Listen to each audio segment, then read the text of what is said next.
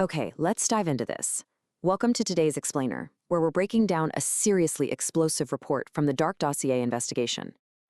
We are going right back to that unforgettable 2026 World Cup round of 16 clash between Portugal and Croatia. You know, the one that ended in absolute chaos. Tears, projectiles on the pitch, and a massive, fiery debate about technology in the beautiful game. Our goal today, to neutrally examine the source material, put the timeline back together, and figure out exactly why this one match caused such an international uproar. To really grasp the sheer magnitude of this controversy, we gotta transport ourselves right back to the exact moment the whole thing unraveled. It's July 3, 2026, Toronto Stadium, the 103rd minute. We are deep into added time here. A whole nation's World Cup dream is hanging by a literal thread, and the tension in that stadium, suffocating. Then, in a fraction of a second, all that organic, chaotic beauty of the sport just stops. It gets completely dismantled by the clinical logic of a machine. The aftermath was incredibly visceral, and this specific quote really captures the fury of a nation that felt, well, robbed.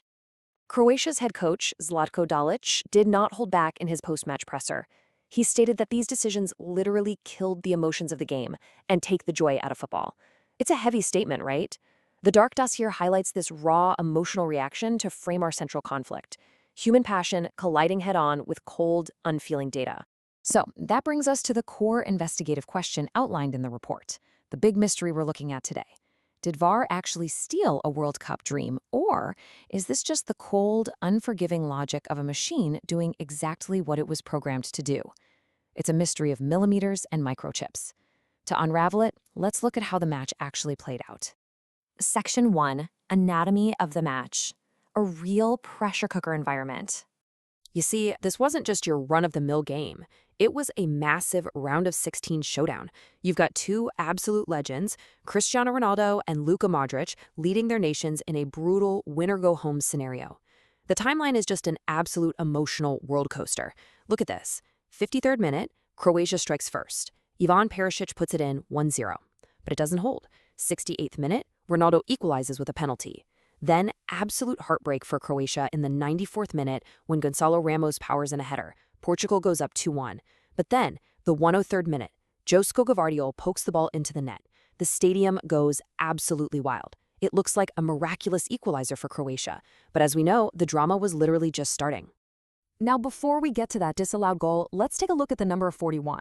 At 41 years old, Ronaldo became the oldest player ever to score in a World Cup knockout match with that 68th minute penalty. But the dossier points out a super important detail here. That penalty was only awarded after a really lengthy VAR review for a shirt pull by Nikola Vlasic.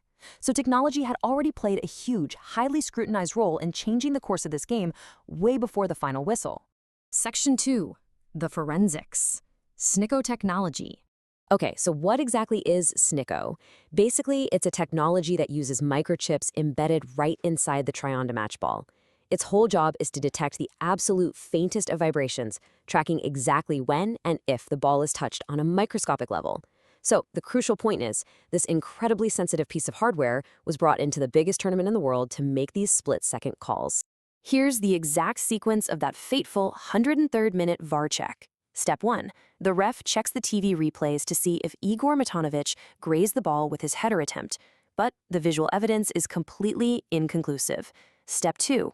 This is critical because a potential marginal offside on Mario Pasalic relies entirely on whether Matanovic actually touched the ball. No touch, the goal is legal. A touch? Offside. Step 3. This system defers to SNICO, and the microchip detects a tiny vibration, a heartbeat spike on the graph. Based solely on that invisible vibration, the goal is scrubbed. And this brilliantly illustrates the fundamental clash right at the heart of the dossier's report. On one side, you have the human eye and traditional television replays, which simply couldn't tell if a touch happened. It was totally inconclusive. On the other side, you have the unforgiving precision of the SNICO sensor, dropping a clinical, cricket-style heartbeat spike. The machine caught what humanity literally couldn't see. Authorities shifted right from the ref's eyes to the data. Naturally, the reactions to this were incredibly polarized, and the source material captures the divide perfectly. Former England international Lat Upson, he was highly unconvinced, saying he didn't think the spin on the ball changed at all.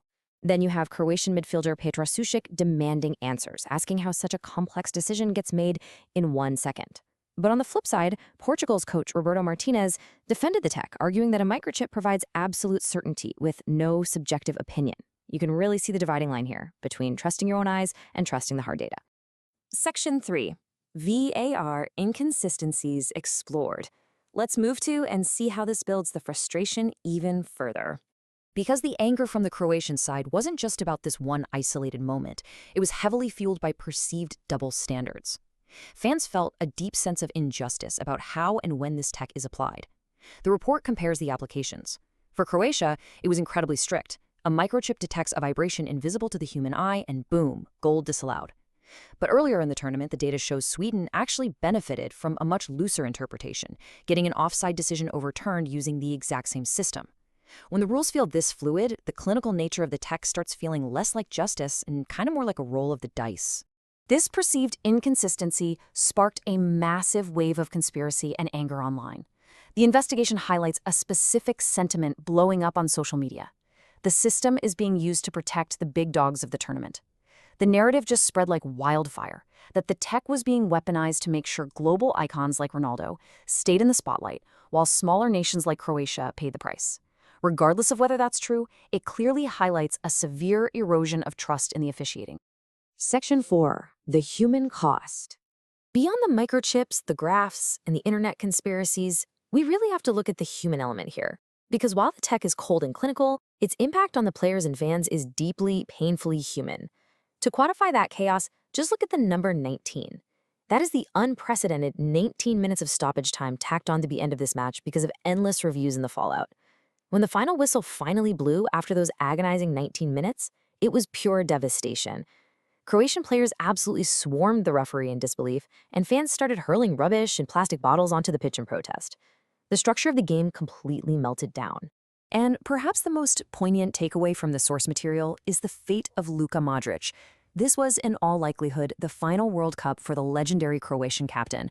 We're talking about a guy who heroically dragged his nation to the 2018 final and the 2022 semifinals. For a career of that sheer magnitude to end, not on a beautiful play or even a fair defeat, but dictated by a microchip's heartbeat graphic on a screen, well, the dossier frames this as an absolute tragedy for the sport. It's just a heartbreaking image. Which leaves us with this final, lingering thought from the investigation. Is technology perfecting football, effectively eliminating human error to create a flawlessly officiated game? Or is it destroying its soul? Is it stripping away the organic joy and raw emotion that made the entire world fall in love with the sport in the first place? It's a massive question that this specific match in Toronto has forced the entire sporting world to confront. So think about where you stand on this. Thank you so much for joining me today to unpack this incredibly complex explainer.